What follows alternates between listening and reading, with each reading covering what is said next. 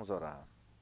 Senhor, nosso Deus e nosso Pai, nós queremos agradecer ao Senhor por estarmos reunidos aqui na noite de hoje, tendo essa grandiosa oportunidade de poder pregar a Tua palavra, de poder louvar ao Senhor, de ler textos diversos da Tua palavra, de oferecer ao Senhor, Deus, esse culto.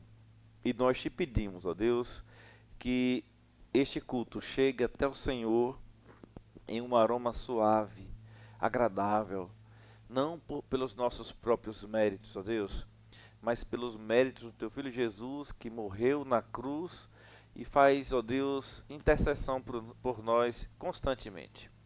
É no poder do Teu Filho que nos reunimos nesta noite para adorar, para bendizer o Senhor, que é o único digno. Recebe as nossas vidas, recebe o nosso culto. Te peço, ó Deus, em nome de Cristo, que o Senhor venha falar conosco através da Tua palavra, que possamos nos esvaziar agora de nós mesmos, ó Deus, e ter, ó Deus, esse momento contigo, onde o Senhor vai falar e nós queremos escutar a Tua voz, queremos ser edificados por Ti e queremos, ó Deus, também, diante do Senhor, fazer aqui, ó Pai, um altar, onde seja um divisor de águas, onde nós, ó Deus, possamos ter uma vida totalmente diferente, voltada para Ti, que ame ao Senhor e que confie no poder da Tua palavra, na pregação do Evangelho, e que possamos nos lançar firmemente, Deus, na pregação da Tua palavra, porque, ó Deus, ela é poderosa para modificar corações. Continua conosco, fala nessa noite a cada um de nós, é o que te pedimos em nome de Jesus. Amém. Meus amados irmãos, o texto que nós acabamos de fazer a leitura, né? Atos 18, Atos 19, do versículo 8 ao versículo 20, fala sobre o poder da palavra de Deus, o poder da pregação pura do Evangelho que transforma vidas. A cidade de Éfeso era um centro religioso, mágico e filosófico do mundo greco-romano.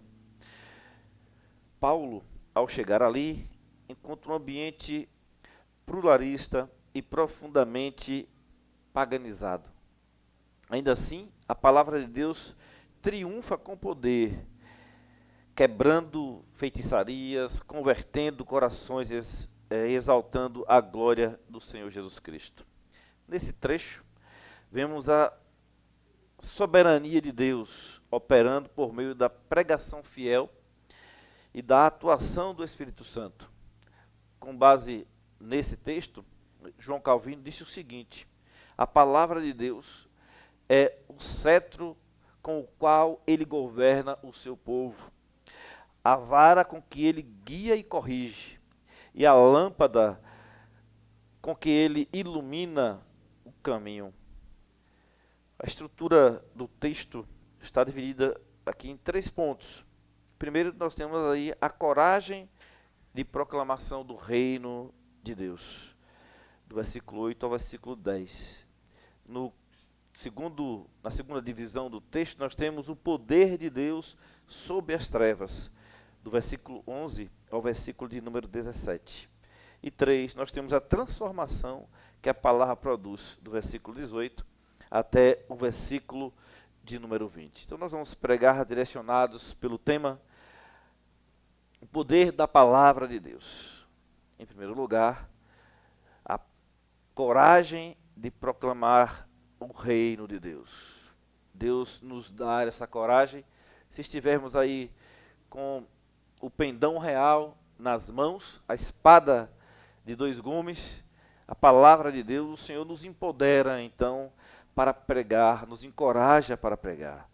Veja que Paulo aqui vai fazer isso quando chega em Éfeso. Durante 3 meses, Paulo frequentou a sinagoga e ali falava ousadamente, discutindo e persuadindo com respeito ao reino de Deus. É o versículo de número 8.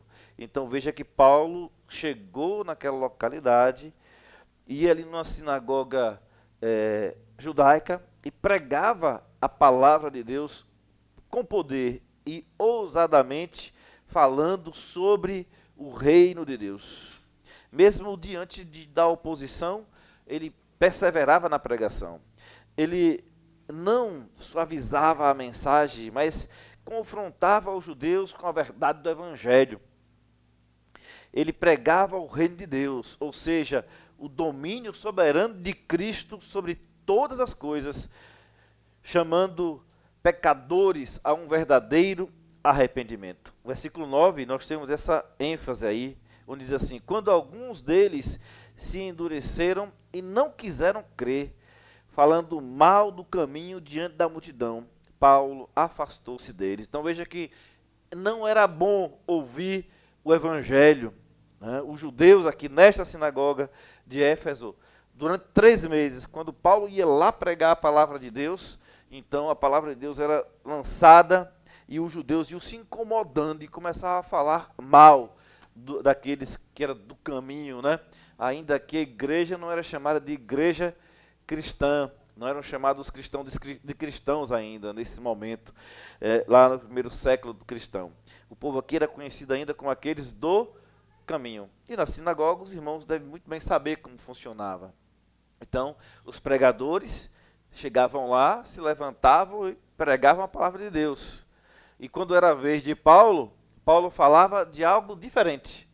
Paulo falava do reino de Deus, pregava Cristo Jesus, e Cristo Jesus morto, e que ressuscitou ao 3º dia, que foi assunto aos céus. Era sobre isso que Paulo discorria. Então os judeus não estavam achando aquela pregação muito boa. E alguns se converteram, né, passaram a aderir aos que chamavam do caminho, mas outros não. E Paulo então, como diz o versículo 9, resolveu afastar-se deles, né? Ao invés de insistir em um ambiente hostil, Paulo se retira e passa a ensinar diariamente na escola de Tirano. Aqui vemos zelo missionário e estratégia de Paulo. Ele cria um novo espaço para o ensino da fé cristã, mas confiando na eficácia da palavra de Deus, né? Então Paulo foi até uma escola, né, desse homem chamado Tirano, que provavelmente fosse um professor ou um filósofo. Isso era muito comum ali, né, no mundo greco-romano, né? Então, cada um fazia o seu ambiente de proclamar a sua filosofia ou de trazer o seu ensino. Então, Tirano provavelmente fosse um desses filósofos, professores, que trazia os ensinamentos, né, que eles achavam que era correto. A filosofia era ali pregada e anunciada, né? Muitas vezes os gregos até entendiam que a filosofia era confundida meio com a religião, né? Então, para o grego, durante muito tempo, a filosofia era uma espécie de religião.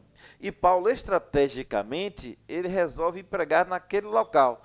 Veja que ele sai da sinagoga, né, dos judeus, Paulo era judeu, né, e vai pregar num local meio que inaceitável, vamos dizer assim, né, que é numa escola filosófica de Tirano.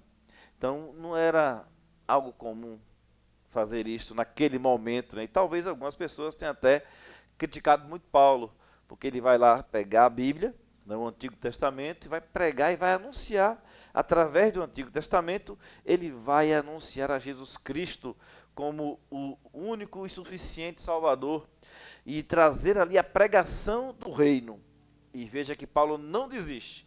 Diante das adversidades, Paulo continua corajosamente pregando a palavra de Deus, porque ele confiava no poder dessa palavra.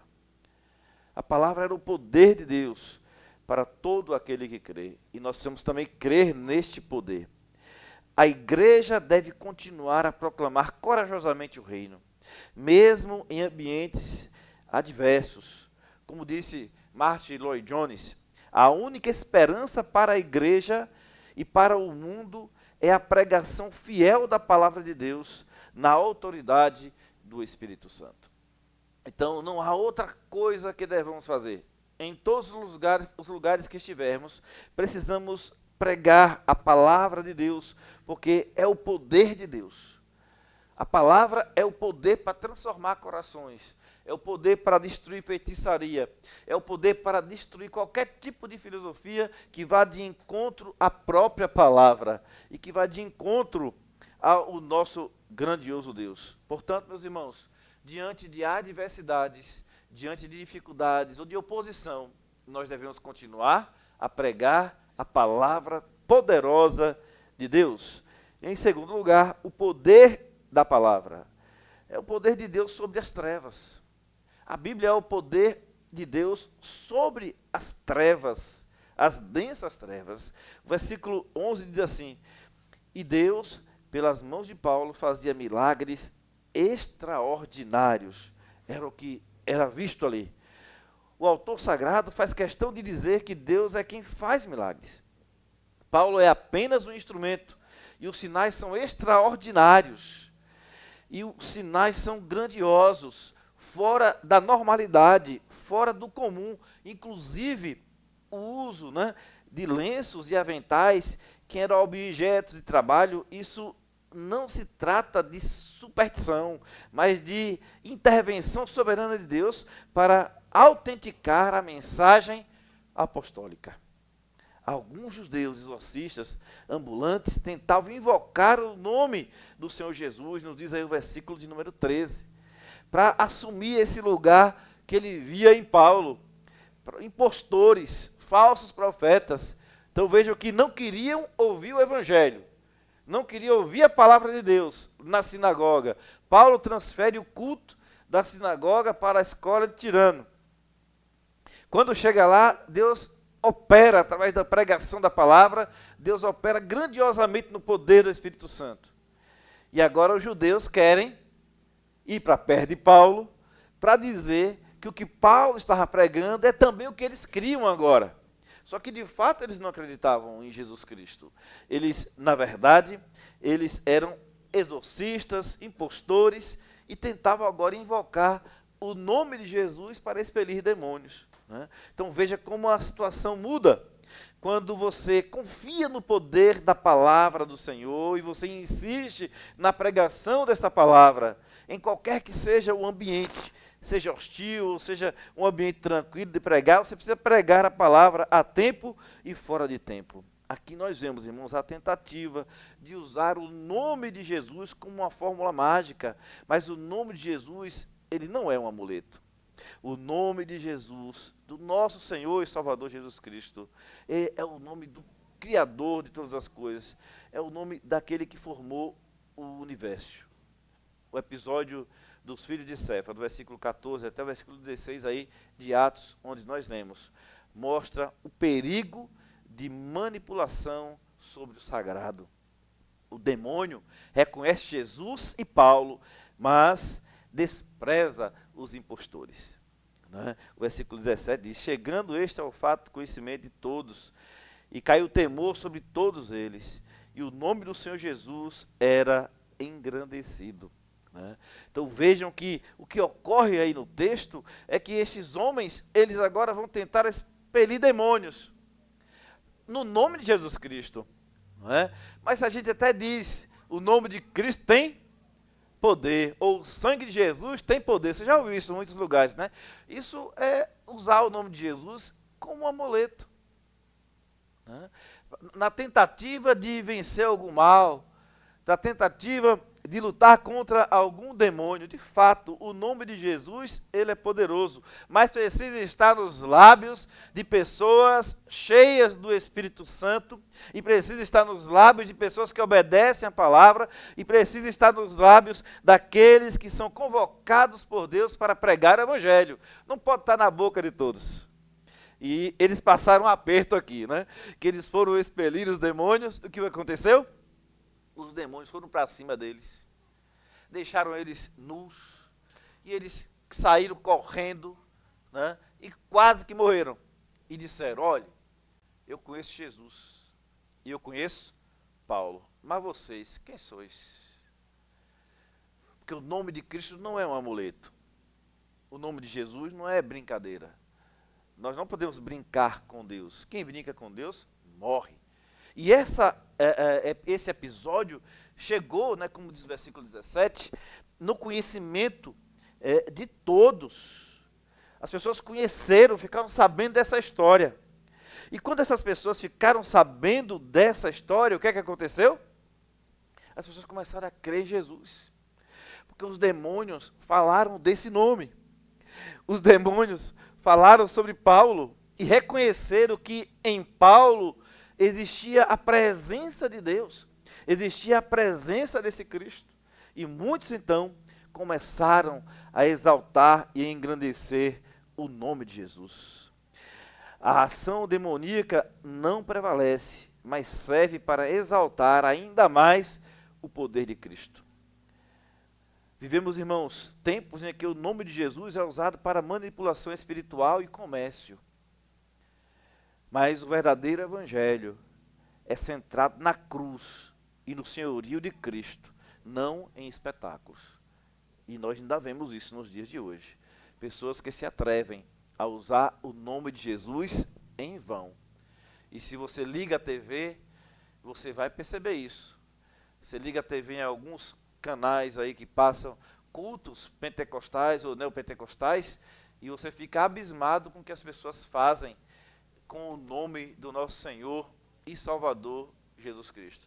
Certamente pagarão caro por isso, por tomar o nome de Jesus Cristo, o nome poderoso de Cristo, em vão. O teólogo sistemático Herman Bavinck diz o seguinte: a vitória de Cristo sobre os poderes das trevas é total e definitiva.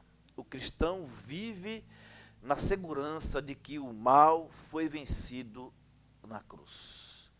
O mal foi vencido na cruz, é o que diz Herman Bavinck.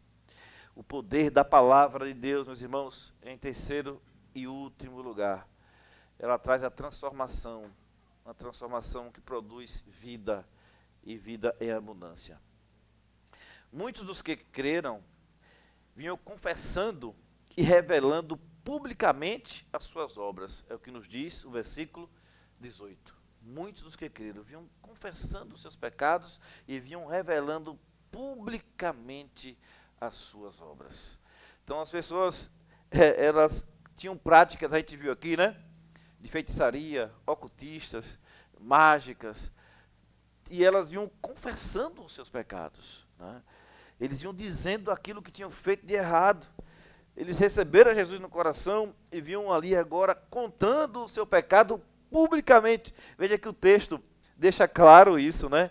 E revelando publicamente as suas obras ou os seus pecados. A palavra não apenas ela convence, irmãos, mas transforma verdadeiramente corações.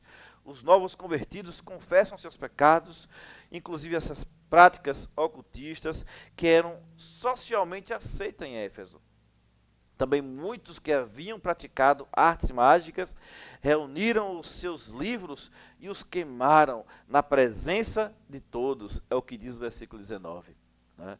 Então a descrença foi tal com os livros, que tinham um valor absurdo, né, que eles queimaram, porque não tem nada mais valioso do que o nome de Cristo. Não tem mais nada valioso do que a verdadeira fé. E eles conseguiram entender isso. Então o valor financeiro era imenso. 50 mil moedas de prata. Imagine, 50 mil moedas de prata. É muito dinheiro, né?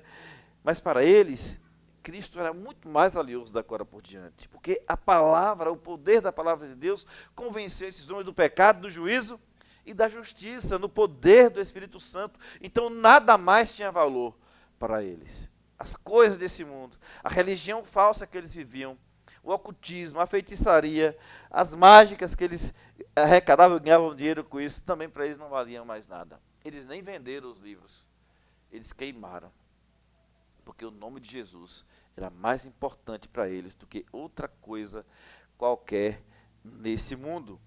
Assim, a palavra do Senhor crescia e prevalecia poderosamente.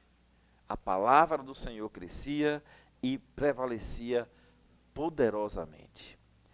Aqui está o clímax do texto. A palavra é poderosa, invencível e triunfante. Em uma cidade dominada por religiões e práticas ocultas, a palavra de Deus ela prevalece. O verdadeiro avivamento espiritual, irmãos, sempre envolve três elementos: a centralidade da palavra, o arrependimento sincero e a exaltação de Cristo sobre todas as coisas. Como nos disse Jonathan Edwards, onde a palavra de Deus é fielmente pregada, o Espírito de Deus certamente opera com poder. Onde a palavra de Deus é fielmente pregada, o Espírito de Deus certamente operará com poder. Nós precisamos, irmãos, cada vez mais confiar no poder desta palavra. E quando nós confiamos no poder da palavra de Deus, nós temos então a possibilidade de ver grandes coisas acontecendo. Porque esta palavra, ela revela o Filho de Deus. Ela revela o Senhor Jesus Cristo como o nosso único e suficiente Salvador. Precisamos de fato, irmãos, nas nossas vidas, colocar a Bíblia como algo importante, algo que tem poder para mudar a nossa vida, tem poder para transformar todas as nossas ações. Nós precisamos todos os dias fazer uso da palavra do Senhor, orarmos diante do nosso Deus, de acordo com as promessas que essa palavra nos traz, orar baseado na palavra de Deus. A oração que Deus escuta é a oração que nós fazemos baseados na palavra dele, porque o Senhor, ele é fiel a si próprio, é fiel à sua palavra. Para concluir, meus irmãos, a narrativa de Atos 19, de 8 a 20, nos ensina que, em primeiro lugar, devemos pregar com ousadia, mesmo quando enfrentamos oposição. O versículo de 8 a 10. 2. Devemos confiar no poder de Deus para vencer as trevas e não em métodos humanos. Do versículo 11 ao 17. E por último, a palavra de Deus, ela produz verdadeira transformação, conduzindo ao arrependimento, santidade e crescimento da igreja do Senhor Jesus. Confiemos, irmãos, no poder da palavra e possamos colocar esta palavra como algo prioritário nas nossas vidas. A gente lê muitas coisas neste mundo, muitos livros, muitas coisas que trazem bons conhecimentos, mas o único livro que nos leva à salvação eterna é a palavra de Deus. Precisamos olhar para ela com dedicação e com apreço. Não tem nada mais precioso do que a palavra de Deus que está em nossas mãos. Talvez, ou com certeza, quando nós nos encontrarmos com o Senhor Jesus, a gente vai entender o que de fato é. Errais por não conhecer as Escrituras. E a gente vai entender mais profundamente isso quando tudo for revelado, quando o fim dos tempos chegar e Jesus Cristo voltar. Nós vamos entender claramente o que significa o poder dessa palavra. Mas se você quiser fazer como Paulo e fazer a prática, o uso desta palavra todos os dias, e praticar a palavra de Deus todos os dias, então você vai ter menos surpresa quando Jesus Cristo voltar, porque você vai ter vivenciado e praticado a palavra de Deus diariamente. Não é um amuleto a palavra, não é um amuleto o nome de Jesus, mas eu digo, nas mãos das pessoas escolhidas por Deus, na boca das pessoas certas, o nome de Jesus e a pregação da palavra de Deus é poder de Deus para todo aquele que crê, e loucura para os homens. Tanto é que os judeus não permitiram que a palavra fosse pregada na sinagoga. Uma incoerência absurda. Na escola de tirano, a Bíblia pode ser pregada. Que Deus nos abençoe e que possamos acolher a palavra do Senhor todos os dias em nossos corações. Vamos orar? Senhor, nosso Deus e nosso Pai, nós somos gratos a Ti, porque até aqui o Senhor tem nos ajudado e tem nos fortalecido. Deus, obrigado, porque O Senhor deixou a tua palavra em nossas mãos. O Senhor deixou a Bíblia para que fosse o nosso guia neste mundo tenebroso e caído. Nós enfrentamos, ó Deus, todos os dias, oposição para pregar a palavra. Em todos os lugares nós vamos encontrar oposição para que esta palavra seja anunciada. Mas nos dê coragem, Deus, para pregar a palavra em qualquer que seja o local, com ousadia, mas também nos dê estratégia.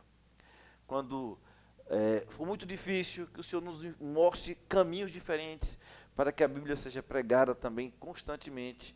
E é certo que o milagre do Senhor vai acontecer. Pessoas vão se converter, vão confessar os seus pecados e vão abandonar os seus pecados acima de tudo, Deus. Deus, em nome de Jesus, que o Senhor nos ajude, Pai, a todos os dias a colocar essa palavra como algo prioritário nas nossas vidas, pois ela transforma vidas, ela transforma o nosso coração e ela produz em nós, ó Deus, frutos que vão contribuir para a nossa salvação eterna e também frutos que vão contribuir para a salvação de outros que estão ao nosso redor. Pois como crerão se não há quem pregue? Então, se pregarmos a palavra, se praticarmos a palavra, certamente o Senhor vai fazer coisas grandiosas em nosso meio. Soberanamente o Senhor vai operar e vai fazer milagres, porque a pregação da palavra, ela acompanha sinais e prodígios. Que o Senhor nos abençoe, nos fortaleça, Deus, e nos conduza, Pai, até os nossos lares, debaixo dos teus cuidados. Em nome de Cristo que oramos. Amém.